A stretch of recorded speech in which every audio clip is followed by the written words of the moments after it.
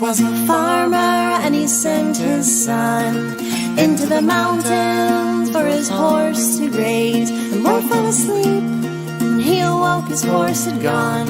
He came home alone. All the neighbors said, what bad luck. But the farmer said, how do you know? How do you know? How do you know?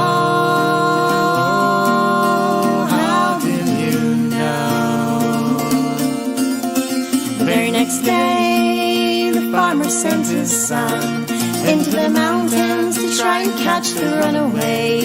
He found his horse and 7 other wild ones. He brought them home, and all the neighbors said, what good luck. But the farmer said, how do you know? How do you know? How do you know?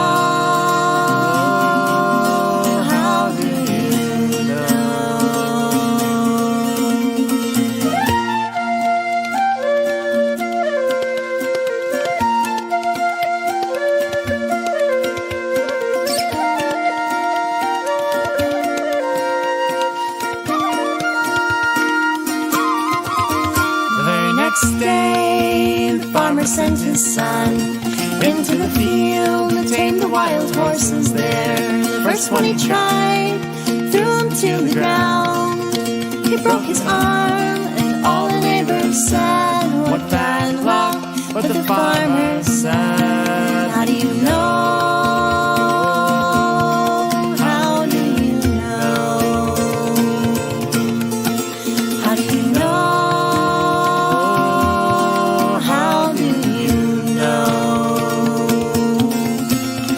Next day, there was a war declared. An army man came marching through the countryside. He was looking for men, but he couldn't take anyone who had a broken arm. And all the neighbors said, what good luck. But the farmer said, how do you know?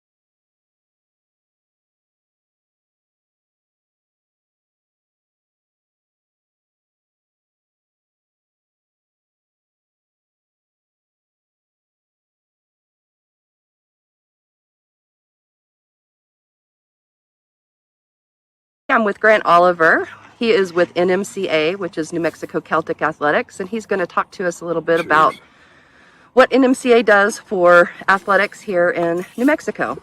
All right. NMCA, New Mexico Celtic Athletics. It started way back in, I think they just invented rope. It's been around for a while, but it was, it was Mickey Green, Patty Williams, myself, John Thomas, Dirk Holmes,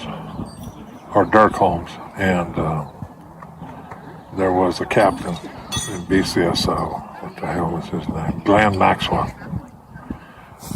So we started running into each other in various games because that's how, when I first started, that's how you got your practice in. Nobody really had any weights or any equipment. And we decided we would set something up and start having practices here in Albuquerque. And it's been quite some time, probably in the 80s. Okay. So the Rio Grande Valley Celtic Festival has been around since like 1986, so was it shortly after that? Well, yeah, the first time I met a lot of these folks was at the Rio Grande Games. What got you into the games?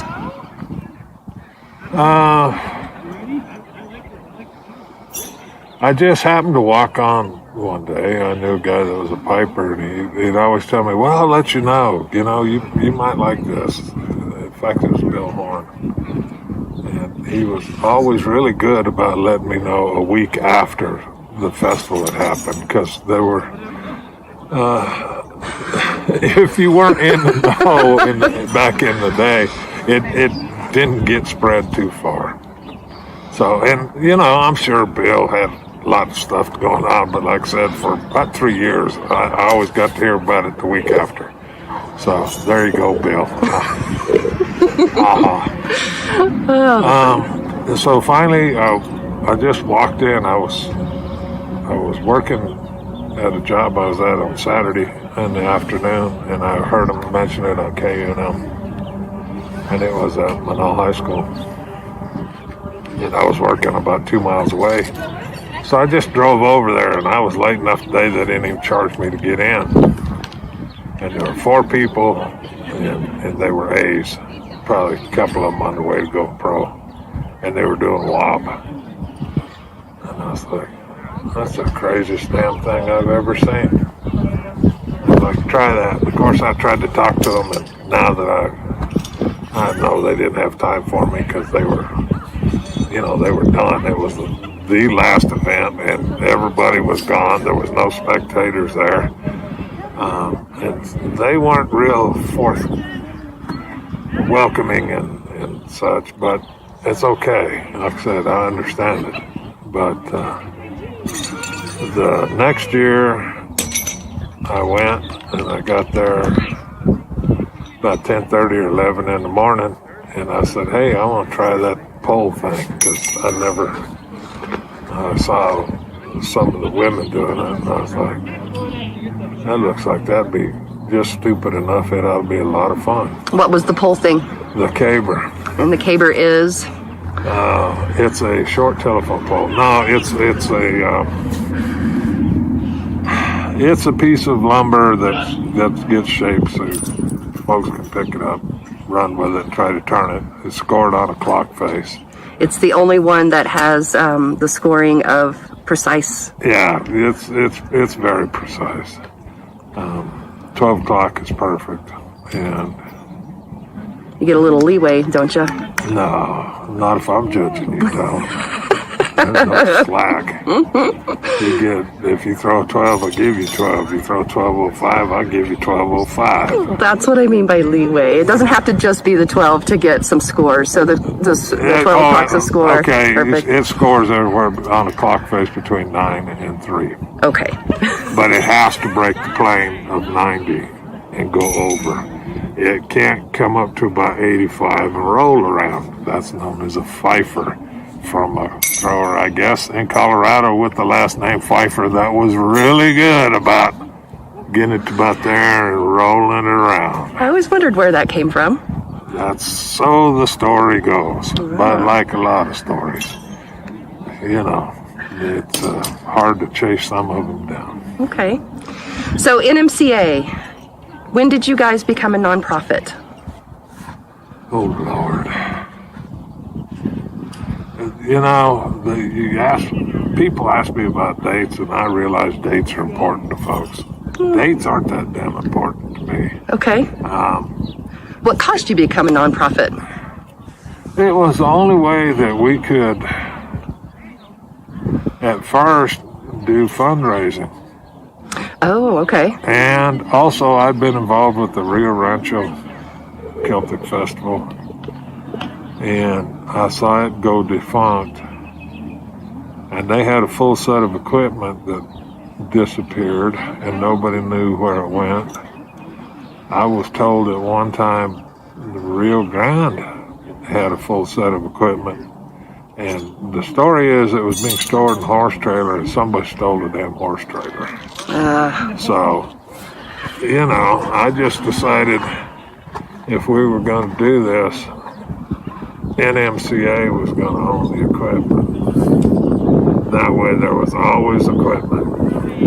Because for a festival to have it, and a festival, if they've got the money, should have their own equipment. But then to loan it up for practice, blah, blah, blah.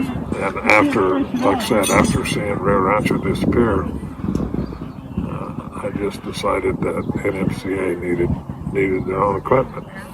And NMCA supports the festival with the athletics equipment when we have the festival, and there's an athletic director that will be in charge and take care of all of that. NMCA supports Rio Grande, Aztec, and Edgewood. So, and I've also hauled equipment to World's Masters and other games within 10-hour drive here. So practices happen when for NMCA, and are we always looking for more athletes? Anybody that wants to try it should come out and try it. Just know it's considered an extreme sport, and there are risks involved with it. Yes, it is called heavy athletics for a reason.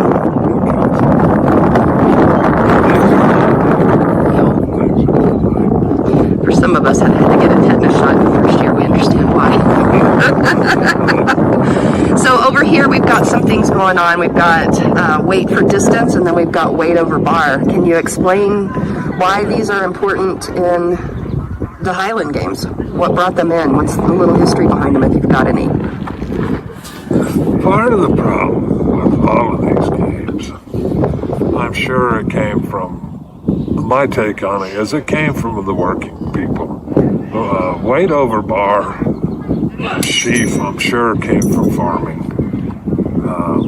People, especially like sheaf, which we don't have out here today, is they would have a bundle and they pitch it up into a hayloft or storage area, and they would, you know, it's like anything. You barely made it, or it's too bad you missed. Hell, I can throw higher than you. And then you had the height is always the last thing you want to hear when you miss. You know. So, and I'm sure WAP is similar, you know, because if you're building stone walls, a lot of times you're chucking, it's just like with brick. I've seen them, they toss and catch the brick. So you know, it's a swag. I've seen a lot written about it, but if the authors are honest, they say, well, but we don't know for sure. So I'm sure this all came from folks working together. Mm-hmm. Now, one thing a lot of folks don't know is at one time, the only competition for women was a rolling pin toss and a haggis toss. And that's it. The eye rolls for days on that one. Yeah. Yeah, I'm surprised they couldn't hear those eye rolls. So Aye. I always thought that was ridiculous, and so does Patty Williams.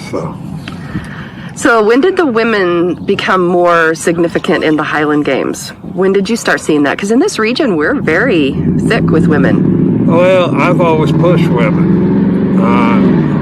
I was raised by a dad that thought women should, within reason, do pretty much anything a man could.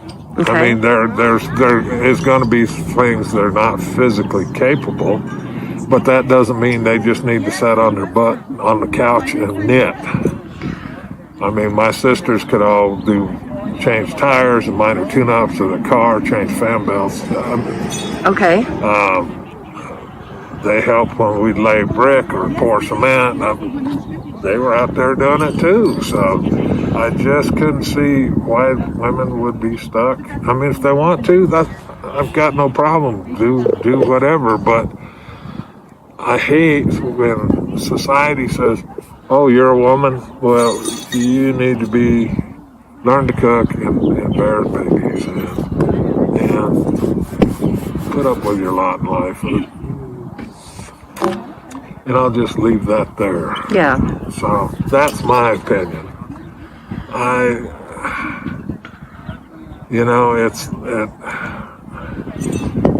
Chuck and I think, came up with women's lightweights. I mean, somebody else may, someplace else in the country, we don't know. But as far as we know, we're the ones that came up with the women's lightweights here in Albuquerque.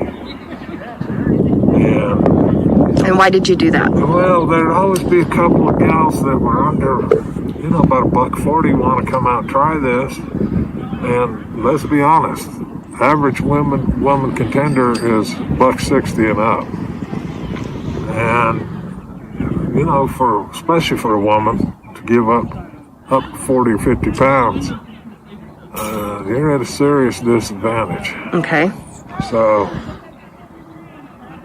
we knew a thrower, she used to live in Tucson, Jessica. She'd come out, she'd get waxed every year, and she was maybe $1.25. Makes it hard to throw those heavy weights. Yeah, I mean, you're throwing a 28 pound, and that's almost 25% of you. It does. It takes a lot out of you. So we decided to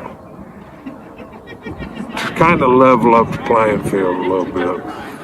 So that's fantastic. How about for older folks? Well,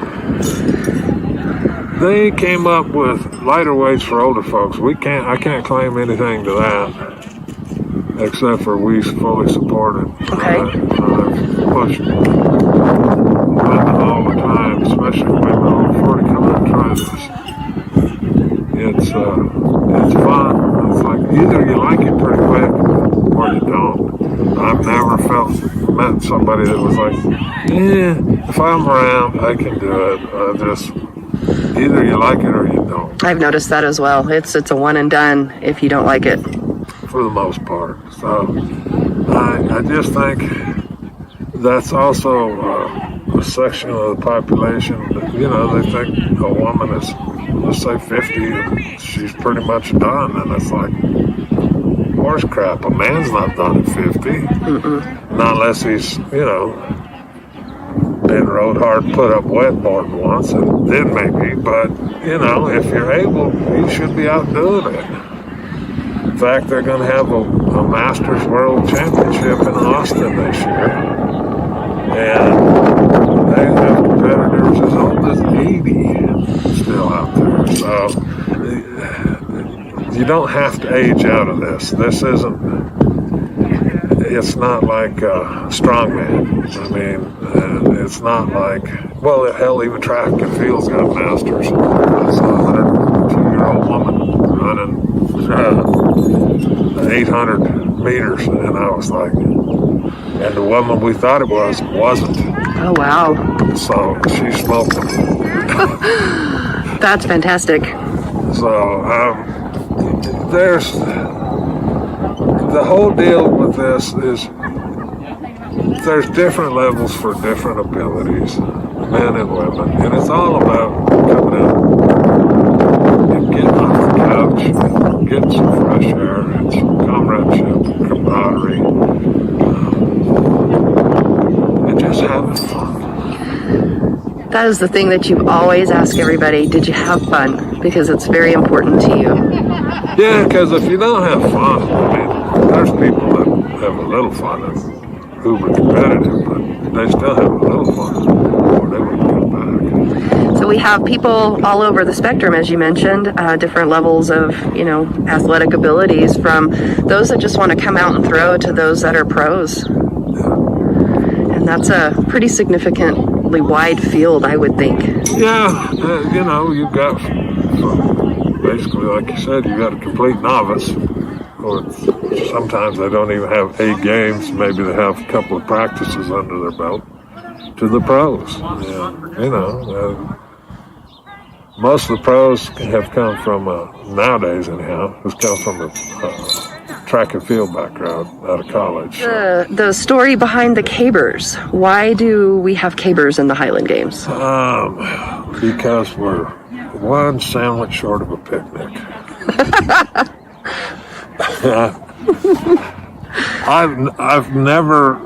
I've done some research and I've talked to a bunch of people, and nobody knows for sure.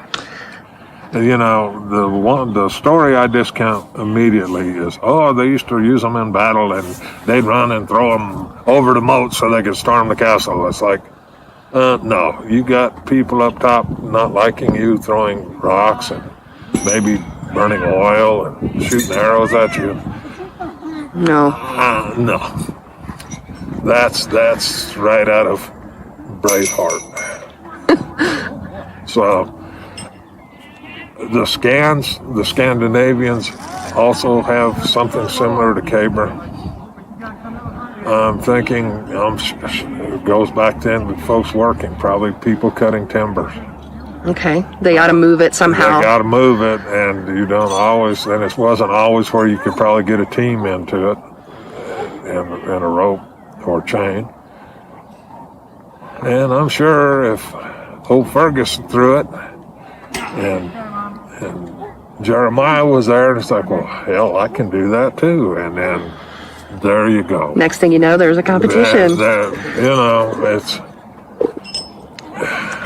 The cabers are different lengths and height, or weights, and they all have a different signature, basically, because they're trees. Yes. And some of them will have knots in them, some of them will have a little curve. Some of them twist. Yeah. Because it's a natural thing. You go to the forest, and I don't cut my own anymore. I get them from a guy in Arizona, because he, for some reason, his cabers last longer than about any place I've seen. So, okay. In fact, I got to buy some more this year. Some of our old beloved characters, like PBR, is gone. Oh yeah. The one that's been named, the last one was the Electric. The guy, that one's gone. What's the story behind the names on the cabers? Sometimes it's sponsorships. It's like, we've got one out here now. I was going to look, and it's too far away. Sign Art, because Sign Art donated, I forget, either $250 or $500 to Edgewood that one year. Mm-hmm. And they got their name on the caber. So, and sometimes we just make them up, like tequila. Yeah, just for fun. Just for the heck of it. You got to call them something, and I find M1, M2, W1, W8 silly. Yeah, they don't have any love behind them. No, I don't think. It's other people got their ways of doing things. I just a little serendipity in life is good. Yes, it is. What other events do we have? Well, we've got hammers. Light and heavy hammer. Okay. And I'm sure that came from blacksmiths after a day's work. Probably the boss got mad and threw a hammer, and an apprentice said, hell, is that all the further I can throw it farther than he can. And so I'm saying all of this came from working. Mm-hmm. That's my take on it. Because if you've ever worked with a crew, it gets silly at the end of the day. or can. So take out the frustrations of work and have a little fun. Yeah, you know. How about the stones, the Bramer and the lightweight stones? I'm sure part of that came from the lifting, because stone lifting, the manhood stones in Scotland, well, in Iceland, and the Basque people do stone lifting. A lot of cultures have done stone lifting. And it was, there again, it was, I can do this. Well, no, you can't. I can do it better. And I'm sure some of the folks that, you know, weren't quite as strong or as big thought, but I can throw it further. You can. And they're saying, I've heard a story about Braemar Castle and blah, blah, blah. Who knows? And like I said, I don't know that there's really a way to research it. To do stories authentic, change as they come down the line. To do authentic research about any of this, that really you'll ever find where it actually came from. Sure. So we have 9 complete implements: 2 heavyweight for distance, 2 stones, 2 hammers, the weight over bar, the sheaf, which is the pitchfork and simulated bale of hay, and the cabers. Right. Does everybody compete in all of those at a games? If you're going to compete for overall, yes. Okay. You can't just come out and try one event unless it's towards the end of the day and there's room in the class and the AD say, okay. The chances of that are not good. It happened when I was first coming up in the 80s, because there was first games that I competed in all day. It was myself from here. It was Joe Harris, who's no longer with us, and what's the other guy? He's got a weightlifting equipment company, him and his wife, but they moved to Oregon. He was a strong man. There were 3 people from New Mexico. Okay. Everybody else came from someplace else. So okay. I think that was the year that a little kid wandered onto the field, and I had a caber up, and I was wearing a borrowed kilt because I didn't have one. Buchanan, by the way.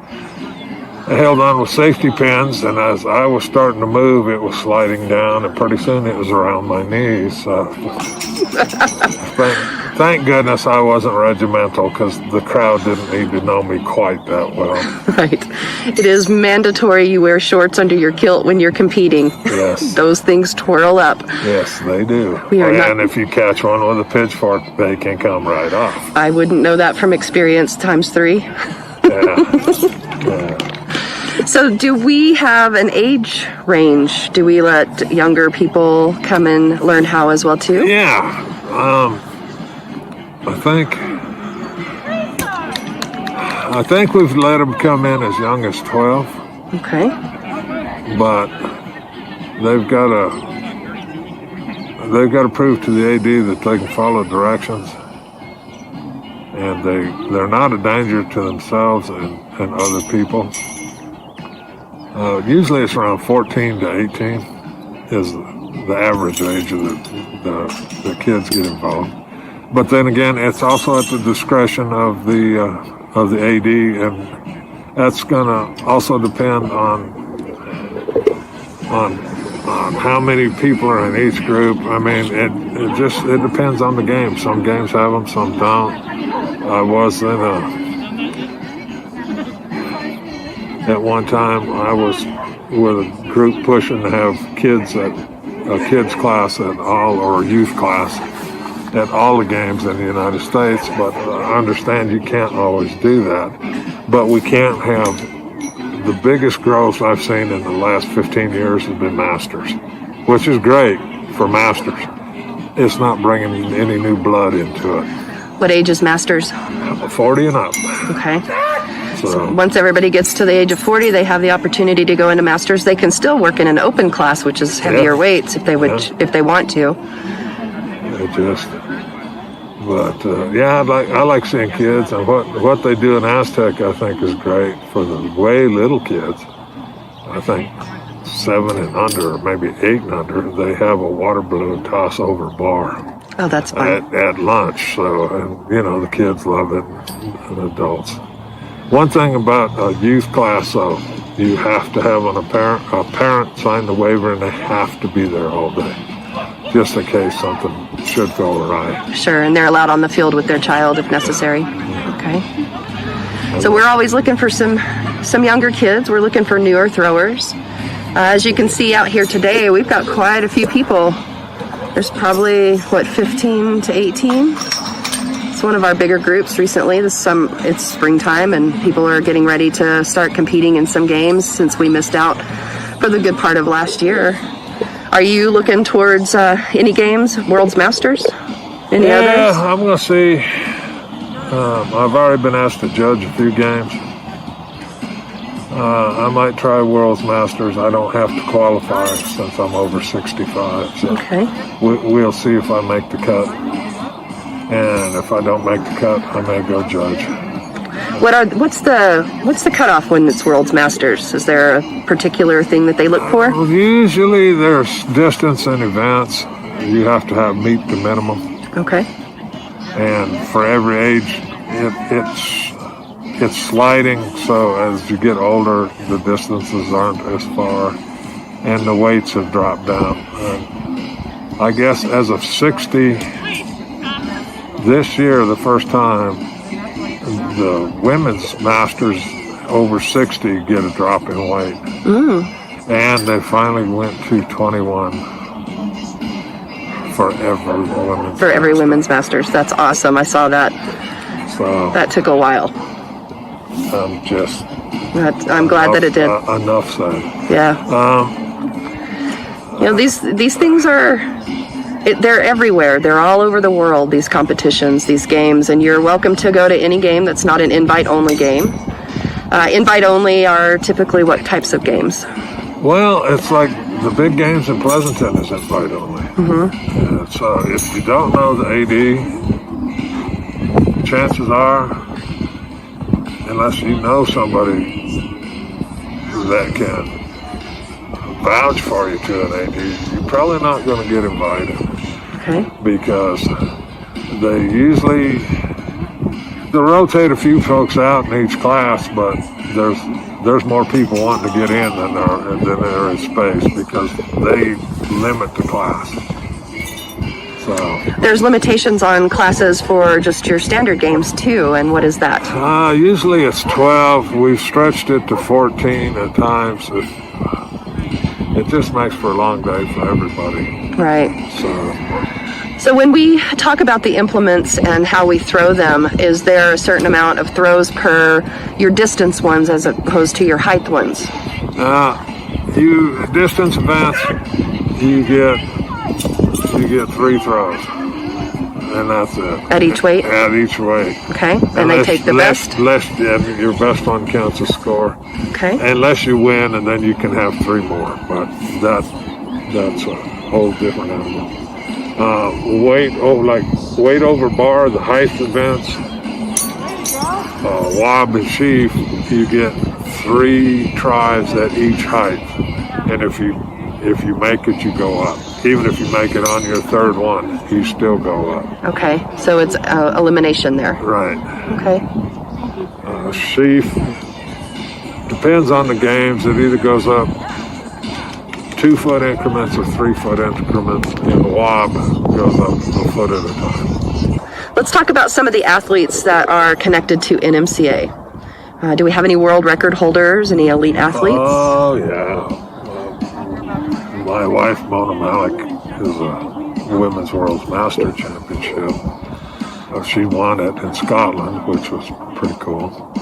She's had 2 or 3 world records, and maybe more than that, because we don't need to get into that part. Sure. Reporting is not always good. No. Nick there. That's Nick. I think he set a couple of amateur records in the last couple of years. I know he would like to win the overall North American Amateur Championship. That would be the cherry on the pudding before he went pro. So I know what he's working for. Right. Chad's out here somewhere. He's in the purple with the hat on. Oh, he's out in the field. He was a really strong A contender, and now he's in the toughest group of masters that has been around. The 40 to 44 right now has 2 retired pros and a bunch of stellar A athletes, and that's a dogfight anytime that group gets together. I bet it is.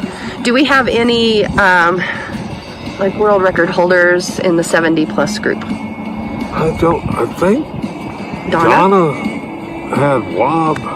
She might have had Sheep as well. And I think she had Sheep. So I'm going to ask that young lady if she would like to talk to me a little bit. yeah, and I'm trying to see who else is here. I think that's all now, half the people out here might have a state record, but that, And field records. Yeah, field records, and some of them have some North American records. But I think the women only hold the world records. Isn't that awesome? So there you go. When I first started was in 2017 after I came out to the games, and like you said, it was you either like it or you don't. And I knew the second I threw a hammer across the field that, this was awesome. The next practice I picked up a caber and knew then I was going to be in this forever. And I am so appreciative of NMCA and what they offer for all of the athletes in this area, and constantly showing great positivity to bring in more athletes, because this is just fun. I had no idea that it was as big as it was until I started talking to folks, and Michelle Crownhart in Arizona at the Hangover Games January 1, she said, you could qualify for World's Masters, and I'm thinking, what's that? I've literally not been with you guys for a year yet. I've only done 2 games, and I started learning more about it, and it is something special. It really is. And Grant, I can't thank you enough, and I know everybody else out here, I speak for them too, just for everything that you and NMCA brings to New Mexico and anybody else that's involved with us. We appreciate you, and I certainly appreciate every Sunday when we have practice. Well, thanks. It's good to hear. This is Donna Thompson, and she is with NMCA. She is a Scottish Highland Athletics competitor. Donna has been competing for how long? 12 years. 12 years. What made you start competing? Around 12. Okay. What made you start competing, Donna? I got tired of taking pictures of my husband and my son throwing. I see. And that only lasted a couple of years, and I had to do it. Ah, that's awesome. So we have no pictures. We get them all for you. Yes, definitely. Yes. So you have been throwing with the heavy athletics for a long time. Tell me a little bit about some of your highlights with the games. Do you hold any world records? What is your age, if I may ask? I'm 77 now. I'll be 78 in July. And I hold the world record for the 70s, in the 70s, for 13 feet 2 inches. On the sheaf? The sheaf. The sheaf is the bale of hay off the pitchfork. Yes. And we go for height. Sheaf tosser. She is a sheaf tosser. She's amazing. What do you like about NMCA? The first thing that comes to mind is camaraderie. Okay. That everyone coaches everyone else, and because they can see you better than you can see yourself. And and I've always been athletic, and so it's a challenge. It's a challenge. It is a challenge. You can't just be strong. I mean, strong helps, but you can't just be strong. I find you to be a huge inspiration, Donna. When I first started just a few years ago, I thought, this is cool. I want to be doing the same thing she's doing at the age that she is when I get there. So, what else do you like about the athletics? Do you go and travel to games? Do you just stick with the local? We used to, and then, COVID hit, and knee replacements. Got to have a replacement. But so we haven't traveled much. We usually go to the ones here, Edgewood, Bernalillo. Used to go to Flagstaff. Okay. Do Aztec. Mostly in New Mexico. Okay. All right. Is there anything that you would like to add, maybe to encourage some others to come out and try the Highland Games? Oh boy. Just that it's inspirational. It's inspirational in just the way people treat each other and the challenge you have if you're at all have an inclination for athletics. If you just, it's a good challenge. It is. What is your favorite implement to throw? Oh boy. Probably it's a toss-up, no pun intended, between a hammer and a sheaf. Awesome. The hammers are something to... And I like the caber. Yes. It doesn't always like me, but... She's about to throw the caber here shortly. This is where we are. I'm going to catch some footage of you doing that. Thank you, Donna. Okay. I appreciate you. You're welcome.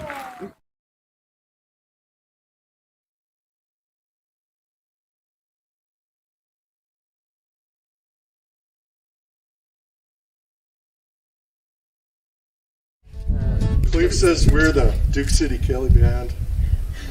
By God, we believe it. And it's windy. And it wouldn't be the Rio Grande Celtic Festival if it wasn't windy.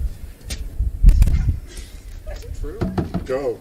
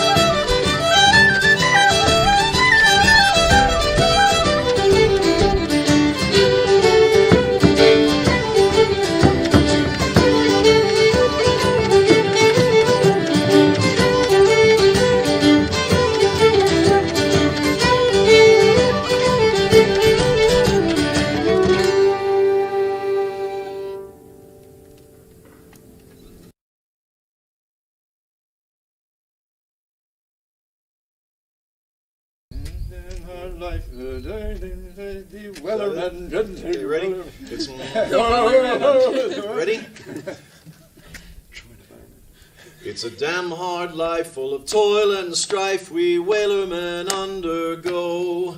And we don't give a damn when we drink our rum how hard the wind did blow. For we're homeward bound from the Arctic ground on a good ship taut and free.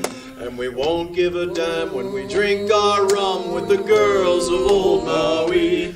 Rolling down to old Maui, me lads, rolling down to old Maui. We're homeward bound from the Arctic ground, rolling down to old Maui. And now we sail with a northerly gale through the ice and wind and rain.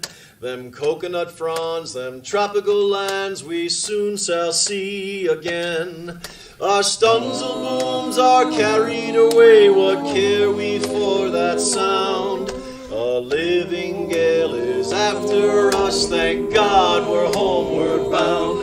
Rolling down to old Maui, me lads, rolling down to old Maui. We're homeward bound from the Arctic ground, rolling down to old Maui. Once more we sail with a favorable gale toward our island home. Our mainmast sprung, our whaling done, we ain't got far to roam. 6 hellish months we've passed away on the cold Kamchatka Sea.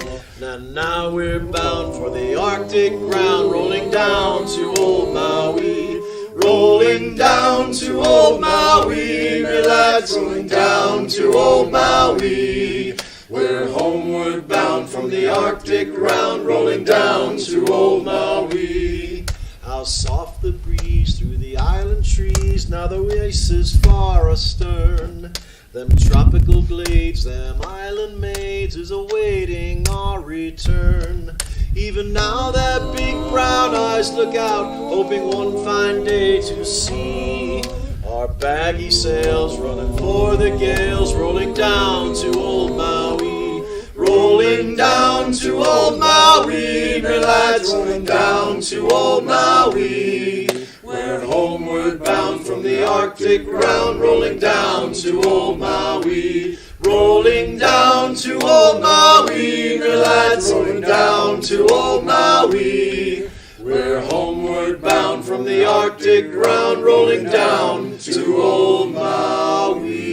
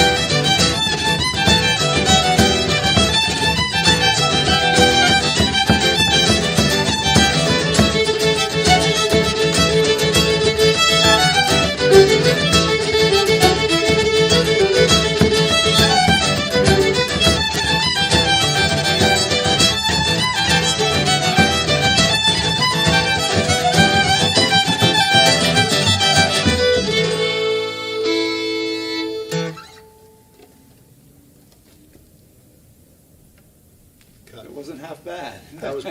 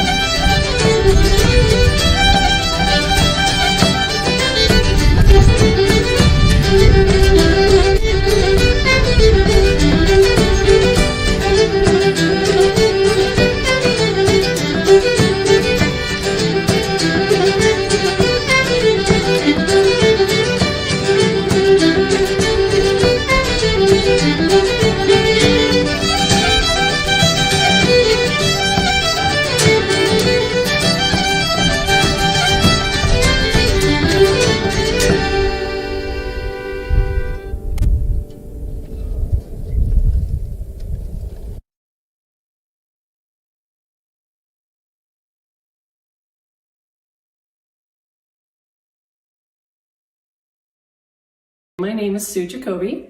I'm a piper. I'm also a retired person, for which I'm profoundly grateful.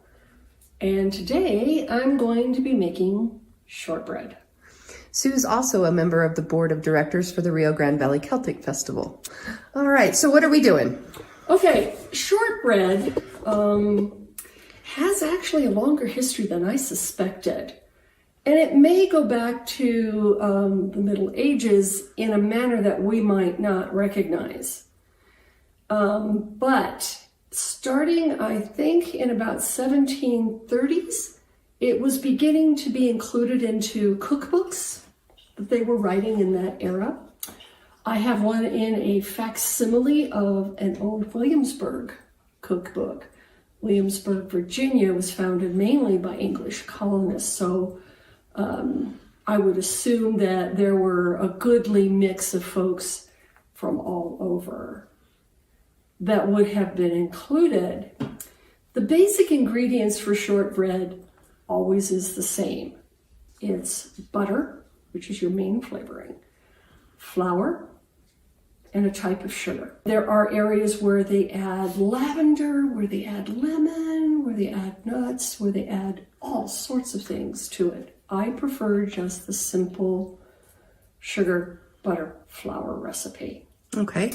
When you say a type of sugar, what do you mean by that? This is where it gets interesting, because in the British recipes that I have for it, it calls for castor sugar, which is essentially what we would call superfine sugar.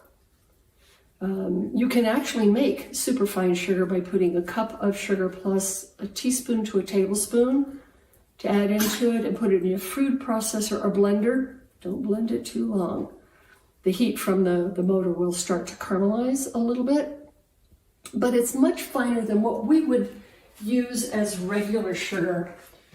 Regular sugar for us, this is table sugar. Okay. All right. Castor sugar is much finer than that. There are also recipes that use what they call icing sugar, or what we call confectioner's sugar, and that's what I'll be using today. There's two reasons for that. It's not as sweet a sugar.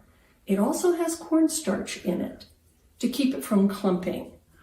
The cornstarch actually adds some stability to the dough. Oh, interesting. They actually add it to recipes. In fact, I found a YouTube recipe, the pastry chef for the Queen uses some additional cornstarch in it, so I figure I'm covering all the bases with this simple recipe. I've researched what I like, and this is what I use. It's 2 cups of all-purpose flour, and all-purpose, unbleached, non-GMO, whatever your pleasure is. Okay. You don't have to sift it, but I'll show you what I do to make it a little bit lighter. 1 cup of butter, and I use, in this case, Kerrygold. My favorite. Unsalted, to which we will add salt to. Don't ask me why this is done. I don't know. I suspect to control the amount of salt that's in the recipe. And then 3/4 cup of confectioner's or icing sugar. It's that lovely powdery stuff that when you want to make frosting for a cake, it's very, very fine. And it does have cornstarch in it. It's funny that you mentioned the butter with no salt and we add a little salt to it. I have had some cookies where they didn't use the non-salted butter and it was overbearing on the cookie. Glad to know. Glad to know. I use approximately a 1/2 teaspoon of salt. It's not a great deal, but I also use kosher salt is what I use. Okay. And again, a lot of these things can be made with what you have around the house. You can add some vanilla to it. There are people who do prefer that. You can, as I said, people add all sorts of interesting flavorings to them, as well as dip them in chocolate. And while I have no dipping chocolate available, I'm quite sure perhaps ice cream might be a good substitute. I have to agree. So what I do is I just simply, it's the scoop, and just shake it in there. It seems to lighten the flour up to where you need to. What is the purpose of sifting flour? It basically makes sure that you don't have any clumps, that your measurement is a little bit more accurate. Flour, when it just sits, becomes a bit more dense, for want of a better word. But when you lighten it up, that way your baked goods are not as heavy. Okay. You don't have to be adding more liquid. So 2 cups of all-purpose. You don't have to have anything special.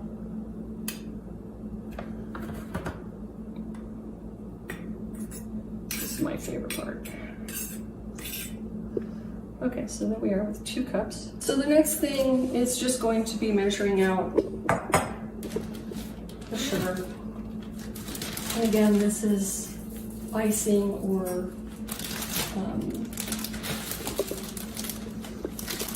confectioner sugar. And I kind of do the same thing with that too, although it has cornstarch in it and it doesn't clump. I just like to make sure that I'm at least aiming for something accurate. I know that looks horribly accurate, but okay.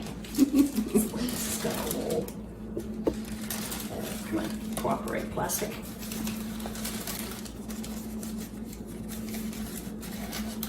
All right, that looks good.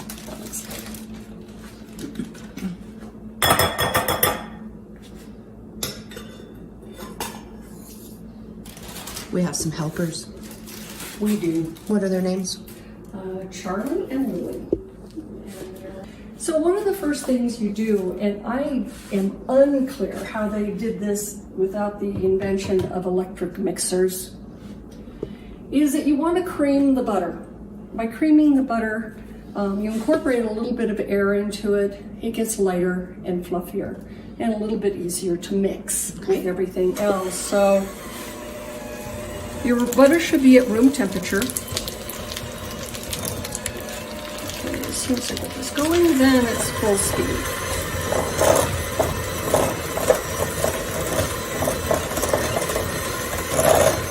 And this is why there's a gigantic bowl, because it goes everywhere. But you'll begin to see that it becomes a little lighter in color. It's not a huge transformation. No, but you can start to see the texture. Yes. And it doesn't have to be horribly long, because I don't. And then you mix, like I said, I use kosher salt. And that looks good. About a half teaspoon. Okay. That's about all you want. You incorporate the sugar a little at a time. Because it's powdery, it will go all over the place. So,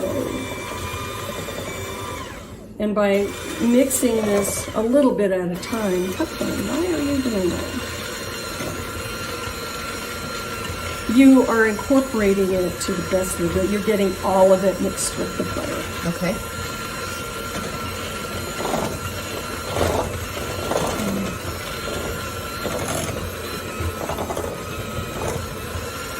And because it's powdered sugar, it has a tendency to go to the bottom of the bowl, so you want to make sure you kind of scrape it up. But make sure it's well incorporated with each addition, and I usually do 1/4 cup at a time. It's not an exact, just a little bit, just to, like you said, get it all mixed together in small doses. yeah. It'll still spatter a little bit, but it's just the nature of the beast.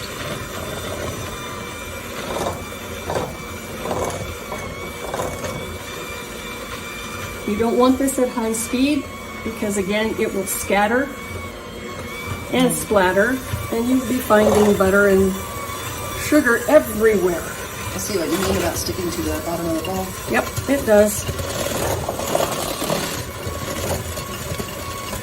A lot of that will come up with the flour, but I really like to make sure that the sugar is incorporated. It makes everybody a lot happier, including the one who has to beat it all in.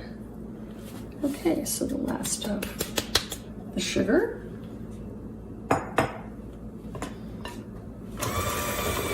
The butter's looking softer. Oh yeah. It's a lovely texture, actually. And as I said, at this stage, if you want to add flavorings, a little bit of lemon, a friend of mine who makes shortbread puts peanut butter in hers. One never knows. Or if you want a little bit of vanilla, really up to you. If you were going to use an extract, I would use maybe a half teaspoon. Don't get crazy with it. because the main flavor of this is the butter and the sugar, and the flour is the carrier. Now, I add the flour all at once. And why is that? It seems to incorporate better. At this stage, you've already got your combination of butter and sugar. You really don't have to worry about alternating another ingredient. If you were doing a cake or a standard cookie that required a liquid, you would alternate that to make sure that each was well mixed. So the term shortbread, where does that come from? Short means full of fat, basically. Okay. As you can imagine, most people in the past, this was a luxury item because of the butter and the finely milled flour. Was not available to everyone except for mostly the very rich. Even in our own colonies, they called it manchet bread. It was made of a finer milled flour than what most other people could afford. I'm going to scrape just a little bit just to make sure I got it all, but we're getting there. And you do this on low as well? Oh, everything is on low. Okay.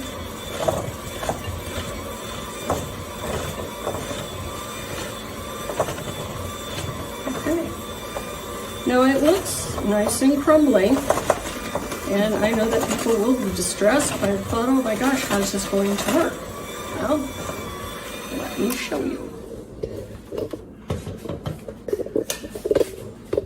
You do not overwork the dough, but I have found several recipes that say knead the dough. Now, to knead is to take dough, no matter what the ingredients are, but you have a dough, and to work it to make sure it comes together.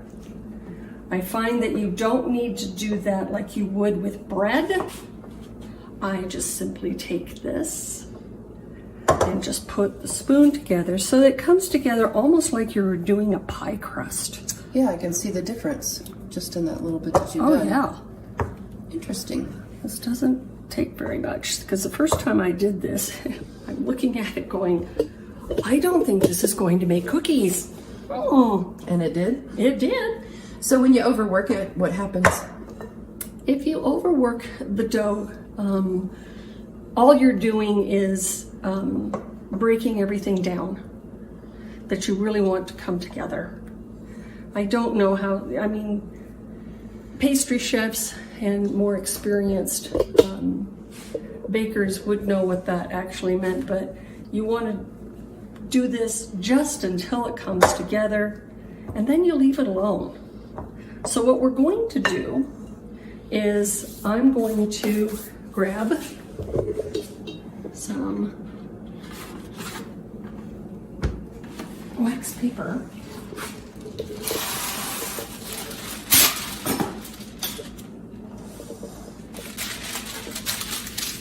and turn this out. And carefully, because we don't really want it to go anywhere except on that wax paper. No dog food? Oh, I'm quite sure they would be grateful. I'm quite sure that I would be spending the night with a dog that was sick.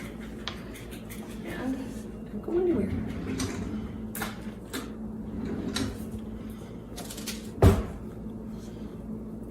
And you can see that this dough has come out quite nice.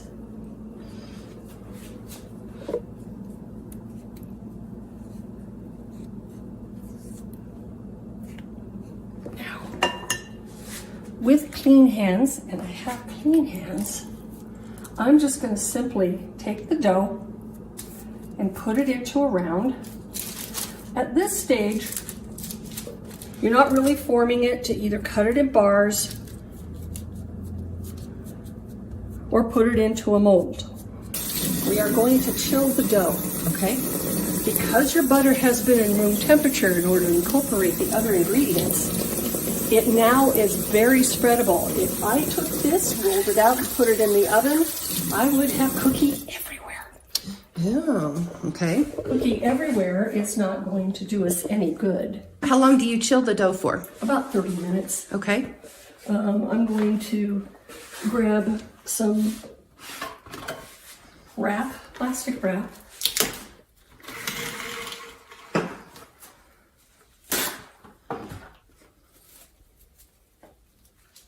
And I'm going to take my rolling pin and thin this out a little bit more in preparation for chilling, because it's a little thick and it's not going to work very well. The thinner it is, the quicker it'll chill. Okay. Yeah. But you can see what a lovely dough this is going to turn out to be. Oh yeah.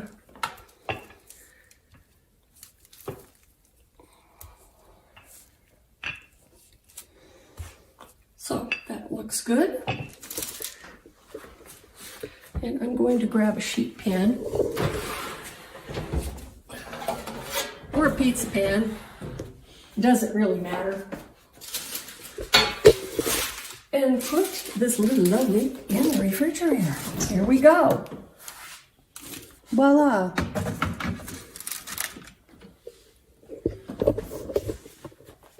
So in 30 minutes, next step. All chilled and ready to go. All chilled and ready to rock. This is actually very nice. So we're going to preheat the oven to 325. You're going to find temperatures are going to vary between 300 to 350 depending on the recipe you're following. I find 325 actually works very well. A little bit higher heat does not allow the dough to spread. So I'm going to take this out, and it's pretty much about where you want it. So at this stage, it's about ½ inch, 3/8 ½ inch. Okay. So I have a pan already lined with parchment paper. Because these are fairly fragile, once they begin to come out of the oven, you want them on something that is going to release. Okay. And parchment is going to work very, very well for us. So at this stage, you can pretty much do anything with it. You can leave it like this and cut it into wedges. Oh. Which is what I think I'm going to do. Okay. We'll see how it works out. The other thing, people do use molds, and this is one that I have. I have used it before. And I picked this up at a Games, obviously. Oh yeah, that is really cool. Yeah, it's a thistle, that's why I liked it. But I find that the mold doesn't hold in the oven. Okay. So all I do is, let's see, I might spread this out just a little bit more. If you decide to do a circle, pre-cut it, because once you take it out of the oven, you're going to have to cut it again. It'll be much easier.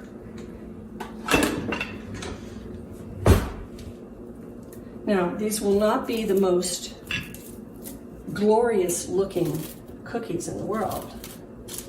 They won't be all fancy and pretty. But I guarantee you they will be delicious. I'm just going to smooth this out just to make sure it's all nice and even. You have been bragging about your shortbread cookies. I don't have to brag. I have people who brag for me. They speak for themselves. Yes, they do. Okay, so let's see what we can do to slide this on the parchment. Wish me luck. I'm probably going to need it. All right, let's see what we can do here. I've not done it this way, so you're going to stick. I knew you would. I can depend on you, but ha ha ha ha. Yes. All right. Successful transfer. Now all I do is take a knife, and yes, I recognize that this is a meat knife, but it's got a nice long blade, and that's what I need. So I'm going to cut it, and I'm probably just going to, yes, I know, I'm sorry. I'm just going to keep cutting it into wedges. They don't have to be exact. It's not going to be. And because these are in wedges, I do them a little more shallow. You can cut them into bars and bake them as individual cookies. You can take a cookie cutter and apply that. I think I'm gonna do. When you talk about using the mold, so you put this in the mold and it gives the imprinted design. Right. But when it cooks is when it seems to disappear. It seems to. I've not had great luck with it. Obviously, there are going to be people out there who do this much better than I do. But at the same time, it can go either way. If you do decide to use a mold, I would chill the dough in the mold. Okay. The problem usually is that trying to release the dough from the mold can be problematic. So you would need to oil the mold. Okay. Don't use butter. I know that everybody says to use butter. No. Use a nice vegetable oil, not olive oil, because that will impart a taste. Okay. Just a regular vegetable oil so that the mold will release. Okay. And it probably will hold its definition a little bit better. So now that we've got them cut into wedges, yes, they are just glorious. We are almost there with the oven. This will bake probably between 20 to 25 minutes at 325. But look at it to make sure that it's done. They should be light and golden, not hugely colored. Okay. So we're going to pop them in. Do use something that's got sides to it on your pan. Don't use just a sheet pan because I have had the parchment paper go flying into the oven. Oh. With the cookies. Okay, so that's going in middle rack. And let's put this timer on for 20 minutes and see where that gets us. They smell good. They should. We're talking butter and sugar here. Yeah, I know. Yum. Right? Okay. Ooh. So you can see that the edges have turned golden. Yes. And that all those lovely cuts that I made have disappeared. So this is when you grab out your handy dandy little knife Okay. and redo them. So they just sort of squish back together, Yeah, but you they can still do. see the lines. Oh yeah. Yeah. Oh, those are going to be good. Now these do need to cool a little bit before we. Don't want to burn our mouths. Well, you'd like them to hold together a little bit. I'm just saying. There's a fork. Fine. Somebody's excited. No, she'll wait. Not well, but she will. Those smell really, really good. You can definitely smell the savory, buttery. Yeah, these are not a typical sugar cookie, if you will. Okay. And I think that's why I really like these. Yeah, they're beginning to harden up just a little bit because you can begin to hear it. Yeah, you can. Which is good. We need them to cool down fairly quickly. So as they cool, they get a little harder. Yes, and they become very, very crispy. Ooh. And what they will do is they have a great crumb. In other words, when you bite into it, it's not going to be this snap. It's going to be More flaky? a little bit more, not quite flaky, but crumbly. Okay. What do you typically like to eat yours with? I'm one of those people that I prefer either whiskey. Does go well with tea, by the way, for those tea aficionados out there. It does go well with wines, champagne, sparkling wines, a good red wine. It will go with coffee and tea. I prefer mine with whiskey. And historically, I think most of the time this was something that people used for celebrations, not so much around Christmas. Christmas was more of a religious holiday in times past. But for New Year's, Hogmanay, that's when people celebrated a new beginning, because it was not a religious holiday in and of itself. It was simply the new year. You have a first footer, you have entertainment, you had food, you had everything that you could possibly do to have fun. So this was very special. As I said, it was also expensive ingredients for most people.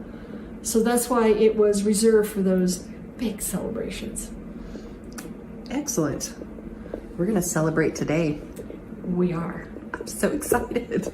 Should be. It's going to be wonderful. DJ, if you play your cards just right, my man, we could be sending some shortbread your way. Ooh. Portion this out.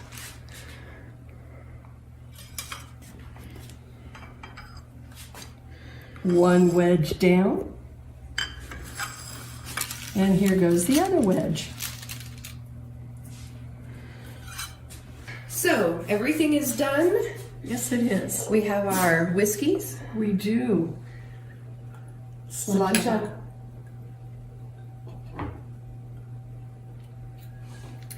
And now comes the moment Of truth. Or dare.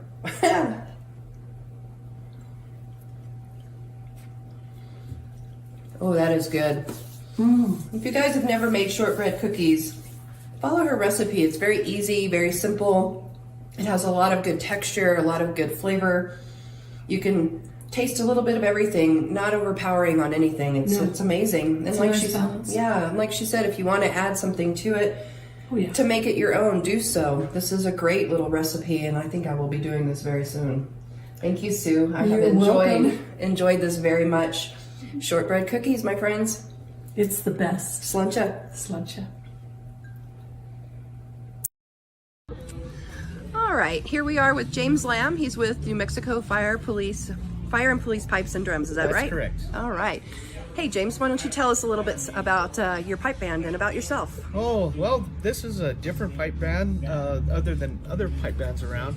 All of our guys are either active or retired. At one time, we were all active, fire and police, so that tends to put a hamper on practicing, puts a hamper on performances. I have statewide, like 30 members of the band. We have a contingent in the north around Farmington area. We have a contingent in the south in Las Cruces and El Paso area. And then we have the central contingent, which is here in Albuquerque.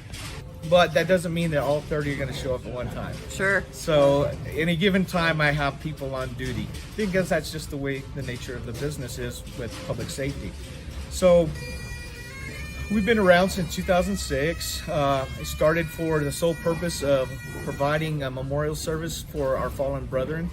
It was firefighters, the New Mexico firefighters, pipes and drums. It was a few pipers that, and I still believe this today, that the reason why we do this is to give back to everybody that's given the ultimate sacrifice for us. That's beautiful. So we played a lot of really large funerals. We do that a lot, unfortunately. We encourage people to come out when we do our fun stuff in bars and stuff like that, so we can relax. And we're not typically the staunch band that comes out and stands there. We'll actually leave the circle and talk with you and sit on your lap and play and stuff like that, because we're having a good time. I mean, we do this for serious purposes. We're not a competition band, we're a memorial band. Right. Then about 2013, we reorganized and added the police portion of it. So it changed from New Mexico Firefighters Pipes and Drums to New Mexico Fire and Police Pipes and Drums. Now, it was funny because at the time there was only me, and then I had another beginner piper that I was teaching, and so I was the blue dot in the sea of red. So when we ever went to these firefighter things, I was the only police officer there. However, later on in life, I did go through some firefighter training and everything else, and I have been accepted into the International Association of Firefighters Union. and there's only a few of us that are actually that.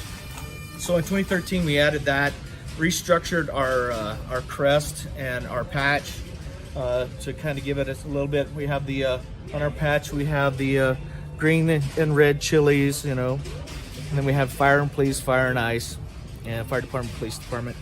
We are a member of the Emerald Society. Emerald Society, that's what it is. And then our crest, it just says New Mexico Fire and Police, and has our green chilies. We've always had the green chili bagpipe on everything we've had. Since 2006, we've had that. We've trademarked it here in New Mexico as well. But we've had that in everything, so kind of call ourselves the green chili bagpipers sometimes. Right on. Our mottos is honor the fallen, and our core values are duty, honor, courage, which is written in a lot of the t-shirts and things that we sell in Gaelic. I've been playing for about maybe 12 years or so. I'm not the greatest player out there, but I can hold my own. We do a lot of practicing. It's a lot easier to do practice now that I'm retired as a police officer. Yeah. But I still get busy doing things as everyone else does.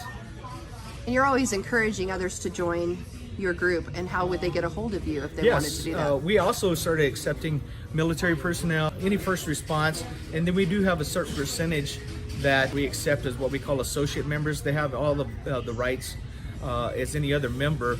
It's just we have to, vet them and talk with them and see if they have the same values that we have. And we're a brotherhood, we're a sisterhood. We cherish family.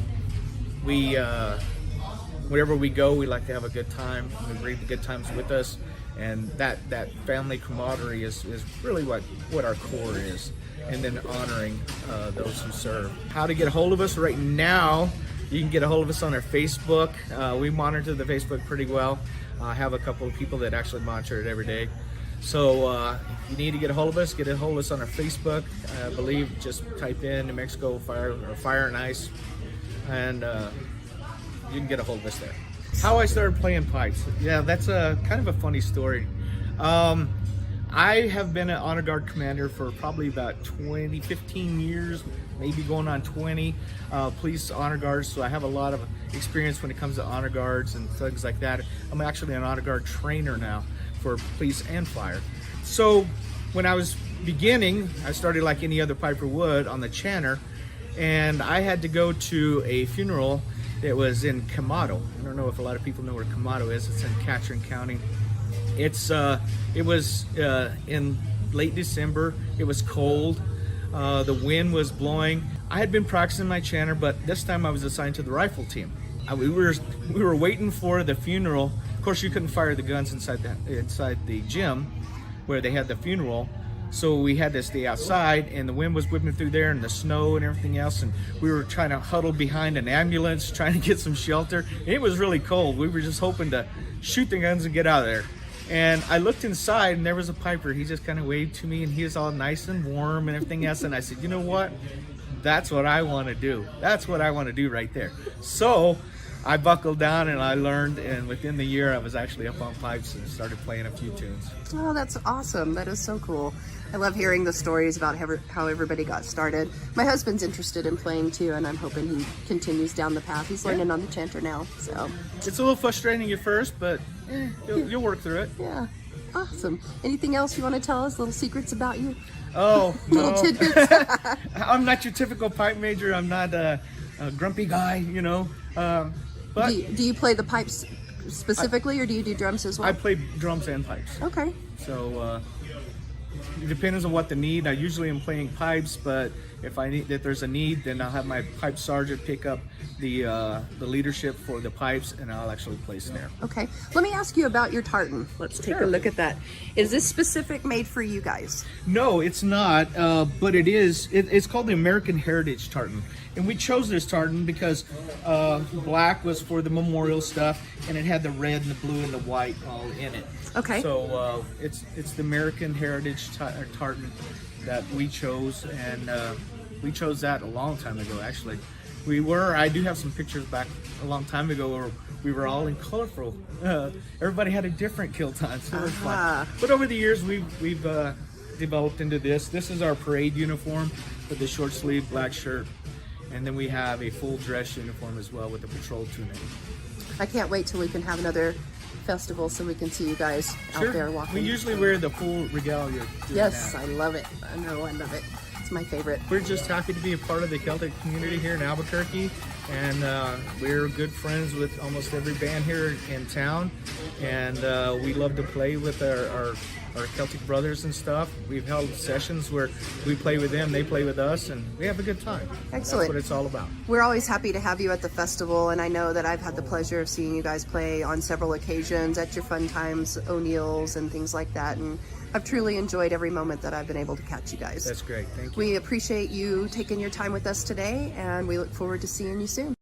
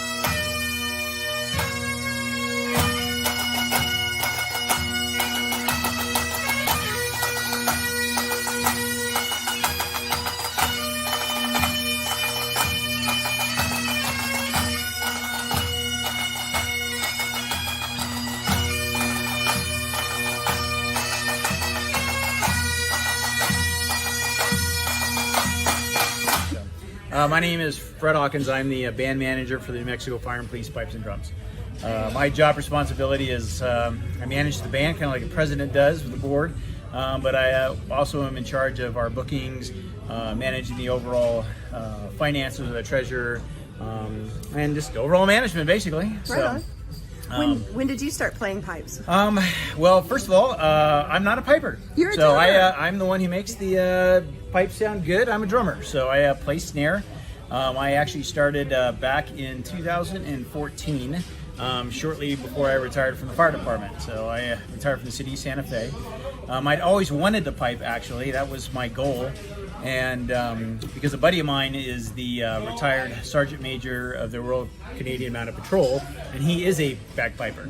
And him and I used to travel and teach for years, and he used to bagpipe, and I always wanted to bagpipe until I went to Orange County for a class to teach and ran into the Orange County firefighter pipes and drums out there.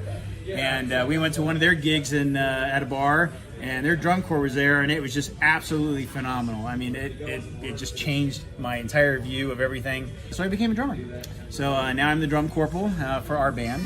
Not a piper, a drummer. You're the one that keeps them on the beat. I keep them in the beat, yes. Yep. So, Make sure they're not pushing it, right? That's right. You know, or as they like to go, you're off. You guys are off, but that's all right. So.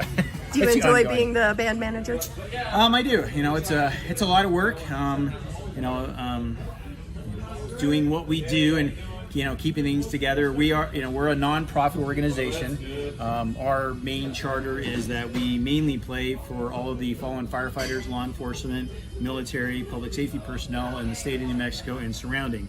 We're a multi-jurisdictional agency, so we got people from Santa Fe, Albuquerque, Bernalillo, military, all over.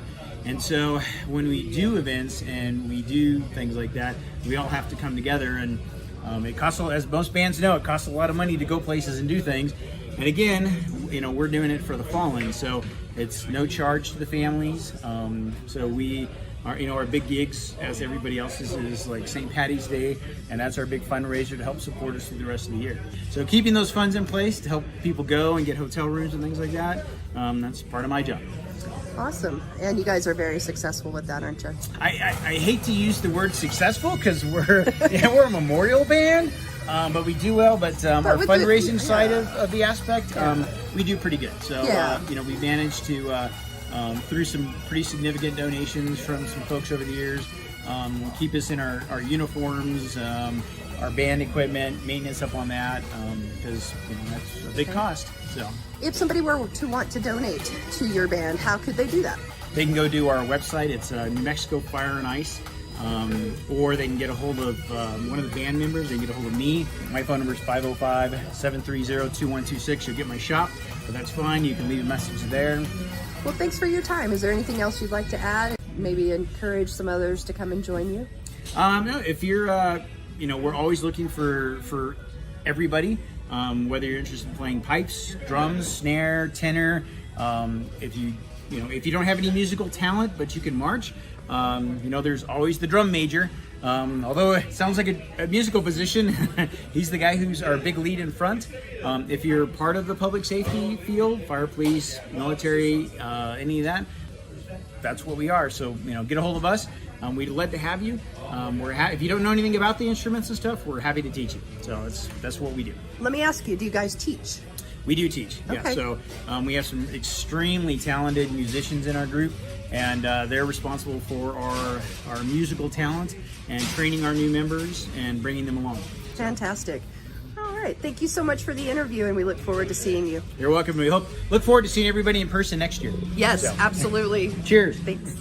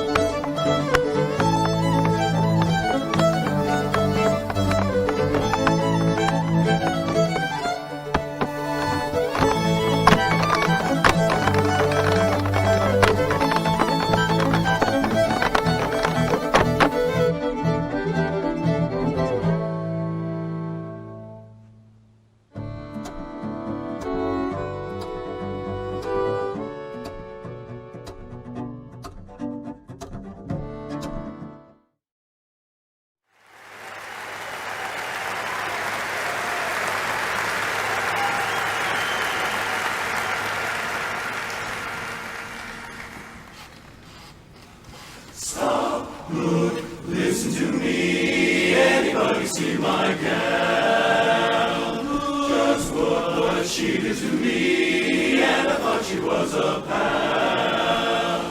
The next gal I go and get, she must be blonde or brunette. Redhead gals may be okay, but I am here to say, I'll say.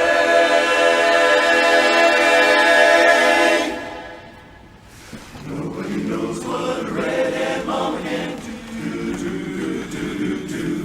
Give her a heart made of rock, she'll break it into, right into.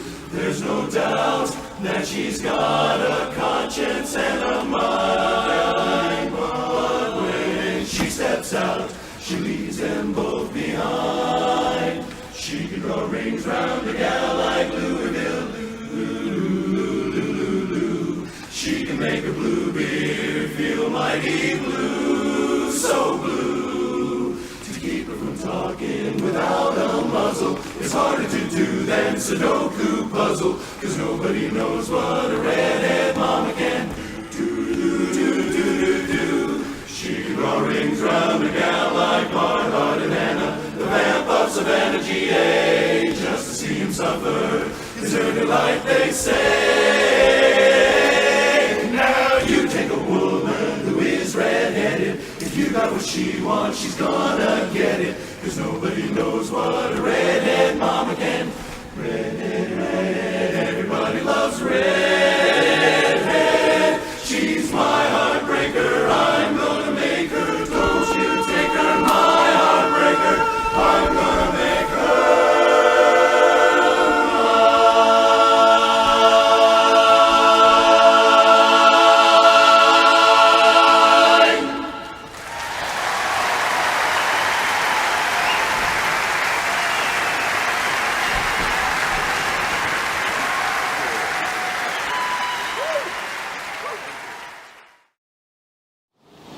We'd like to share a favorite harp tune called George Brabazon, which was written by the famous harp composer out of Ireland called Turlough O'Keeffe.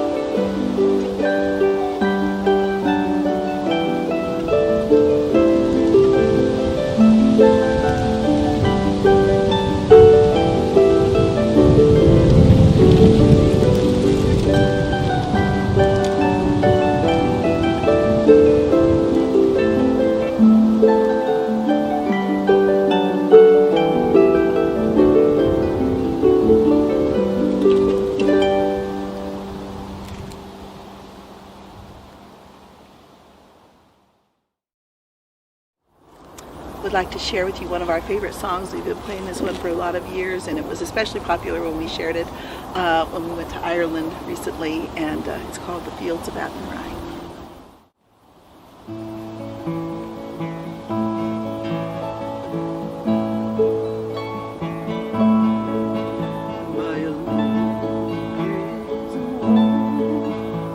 I heard a young girl calling, Michael, they have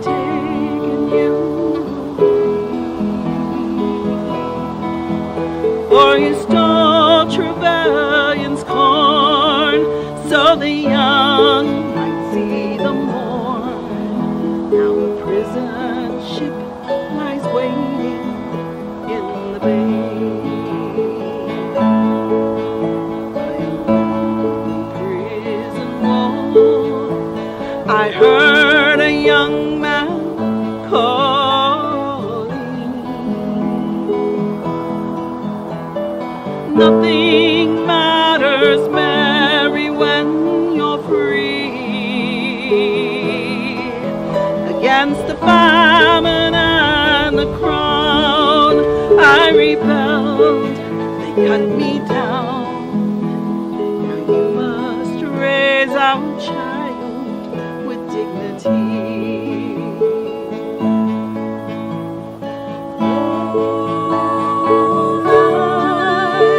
The fields of Avon Rye, where once we watched the small free birds fly. Our love was on the wing, we had dreams and songs to sing. It's so lonely round the fields of Avon Rye.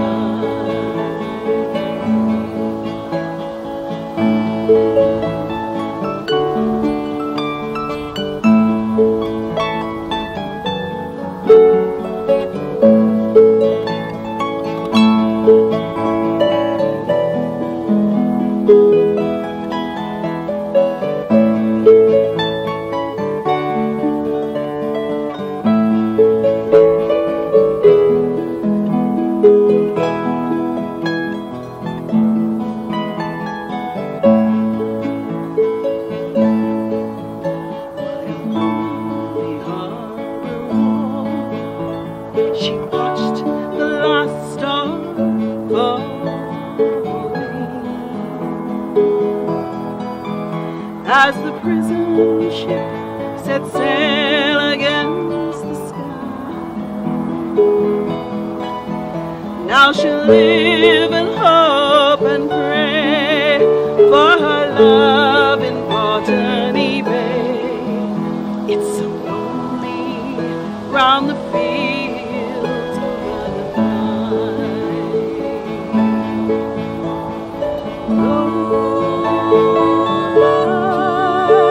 the fields of Avon Rye, where once we watched the small free birds fly.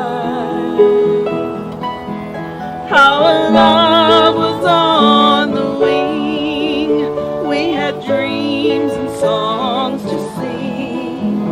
It's so lonely round the fields of Avon Rye. It's so lonely round the fields of Avon Rye.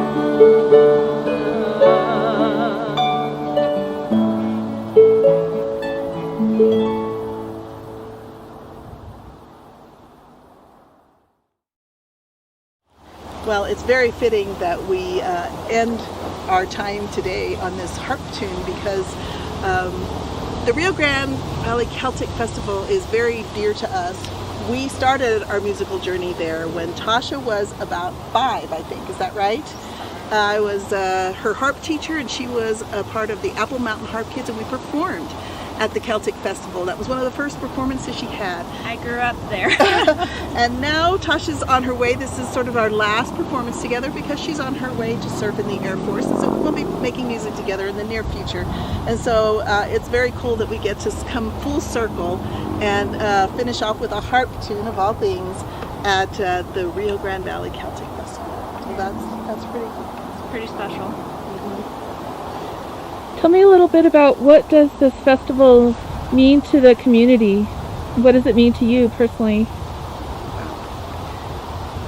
Well, for me, pretty much growing up at the festival, every year we were playing there. A lot of the same people come, a lot of the same vendors, a lot of the same performers, at least local performers, and it really gets to the point where everyone becomes family, and you really create these relationships with people. We have some really good friends who have been vendors at the Celtic Festival for years and years, and they've watched my family grow up, watched me and my sisters, and so it's always really nice to connect with both new people who come in for the first time to enjoy a culture that is so lively and has such a rich history and rich music and a lot of storytelling, and that's kind of been our journey, musical journey for so long, is just kind of sharing our stories and our journey that we've been through together, and for over 20 years with playing. And so it's the Rio Grande Celtic Festival has been a huge part of that, because it's been one of our yearly traditions basically of coming to, and so it's always a wonderful time of being able to reconnect with people that you've met over the past years, and then make new connections with people who are experiencing it for the first time, and to watch the joy that people experience. I really can't add to anything. You said it so well, and I would just say that it has become like family to us. So, and I think that's true of most people who are part of this festival in all the different areas. It's family. Hi, I'm Jeannie Page. I'm Natasha Coffey. And we are the Singing Pilgrims. We're going to do a set of fiddle tunes called the Hurricane Set. Are you all set, Tosh? Okay, here we go.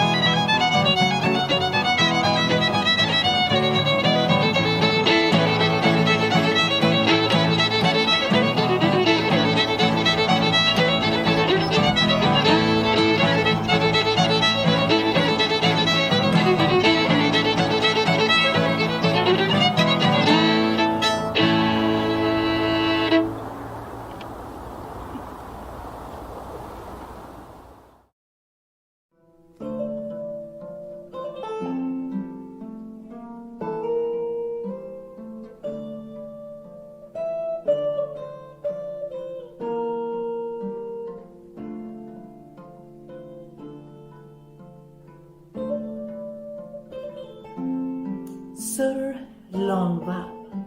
Remember him? One of the lesser knights at the court of King Arthur. Lesser in the sense, less famous, less heroic, less popular with the king, with much less money in his pocket. That Longval. Well, he was having a very interesting day. As you might remember from last episode, he had taken a ride in the woods just to get away from all the hustle and bustle of the court for a while. And he had taken a nice nap under a tree. When he woke up, there were these two lovely young maidens sitting right next to him. And now they were beckoning him, asking him to follow them into the woods to meet their lady, who apparently really wanted to meet Longval. Now this was exciting for Sir Longval, because back at the court, none of the ladies would ever even look at him twice. So he gladly followed the two mysterious maidens into the deep forest.